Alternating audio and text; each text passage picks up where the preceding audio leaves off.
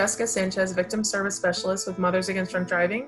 I'm here with Patricia Sala, and this is in honor of National Crime Victims' Rights Week. Would you like to share your story with us and what brought you over to MAD? Hi, Jessica. Well, actually, my daughter brought me to MAD, and that was because she needed something. My daughter Lauren really felt after court ended for us that she needed something. She needed something to move forward with. And so she started volunteering at MAD, and then was able to involve our family and friends in MAD events as well, which were really a great way for all of us to connect and celebrate Evan's life in a very positive, meaningful way. Can you tell us a little bit about the walk that you guys do yearly? Can you tell us the energy? Can you tell us what you take from the walk? So the walk has been a way, as I said, for our friends and our family to celebrate Evan together and to do something that's been a lot of fun for us. We have had friends and family travel in from all across the United States over the past few years to walk with us, to run. And in some ways they've been able to, I think there's been a lot of healing because of that. And it's something we've really enjoyed. It's a way we can all connect over what we miss the most about Evan, or what what we're missing in our lives without him, and do it in a way that I said is really positive and uplifting. Awesome. Okay, before I ask the next question, can you tell us the blanket behind you? I think it's so beautiful. Can you share with us what the blanket represents? Sure. That just happens to be here in my office on the wall. My son Evan collected T-shirts throughout, being a teenager and all the way through college, and had stacks and stacks of them. And so our very good friend, Lydia Lowell Sherman, made this beautiful quilt for my daughter, Lauren, and we wanted to put it someplace where we could all enjoy it. And we only used a few of his T-shirts. We have plenty more. But the really fascinating thing about it is the fabric on the outside of it. He was an artist, so it's paint spatters. And then the stitching is lightning bolts. And Evan survived a lightning strike when he was 12 years old, and so his nickname was Flash, the Flash. So I don't know if you can see there's also a lightning strike in the middle of it. But anyway, so she even, down to that little detail, the stitching is all lightning strikes. So it's really beautiful and something we enjoy looking at every day. So those are some of his favorite T-shirts. And what I love about looking at it is that I can remember moments that I shared with him when he was wearing those shirts. So, and different places we went and things we enjoyed with one another. So it's really, we treasure it, and she'll be making another one for my son Tristan with the many other T-shirts that we have. So yeah, it's beautiful. It's such a beautiful art. I love the texture. I love all of the different T-shirts. You could tell the personality. So one thing for this week, we wanted to honor Evan. So can you tell us a little bit about Evan, and can you tell us maybe a funny story, or if you wanted to, things that you remember about him that just make you laugh, or something that inspired you about him? Sure.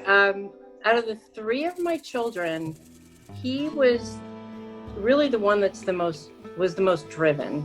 And he just had such a strong sense of the importance of relationships and is, keeping connections with family and friends as most important in his life. But even from the time he was young, he always was a person of strong character. He was focused on doing the right thing. It was important for him to be the best brother and son and friend he could be, and he had very high expectations of himself and others when it came to relationships. But he was very kind, and really spent a lot of time nurturing the connections he had with people.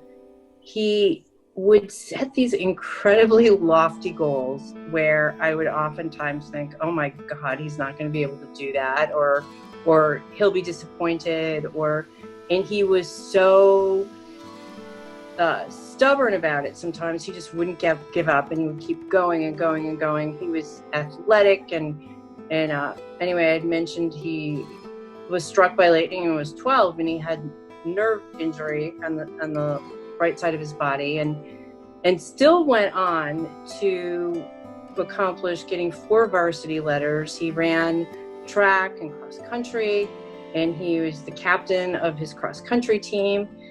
And what I learned from him was how much a person can accomplish when they're driven and ambitious and disciplined. He could be so disciplined. That he was able to overcome so much, and he was so young when he had such a sense of maturity about overcoming all of this adversity in his life, and he had a learning disability as well.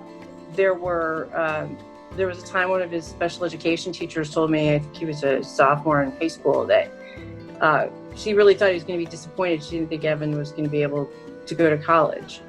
And so I had to explain to her that, that we are on Evan's team. This is how it works. I'm on his team. She's on his team. Other people are on his team. And it isn't about what we want Evan to do. It's about what he believes he can do. And if he wants to pursue going to college, then we're going to do everything we can to get him there. And so I told her, I said, so either you have to be willing to accept that's where he wants to go, or maybe we need a new teacher, a new special ed teacher. And so the head of the special ed department felt it was really important that we get a new teacher. And it was a better fit, and she really believed in him, and he did a great job on his ACTs and ended up going to college, and he was successful in getting his degree in graphic design and was a talented artist. And so I often think when I am whining or thinking that my life is too difficult, I often think about all of the moments where I didn't think he would be able to accomplish things, and I would watch him, and because he was so committed, strongly committed to what he believed in, he would pursue it, and he would achieve it. So anyway, those are what I think of. I miss that about Evan. I miss watching him accomplish all the things that he did. He definitely plays a huge role. As you know, Lauren, I mean, she's his advocate, number one advocate, and I know you are also. So we thank you so much for being a part of MAD, and you guys are pillars in the community, and we thank you so much for that. And thank you for this interview. Thank you.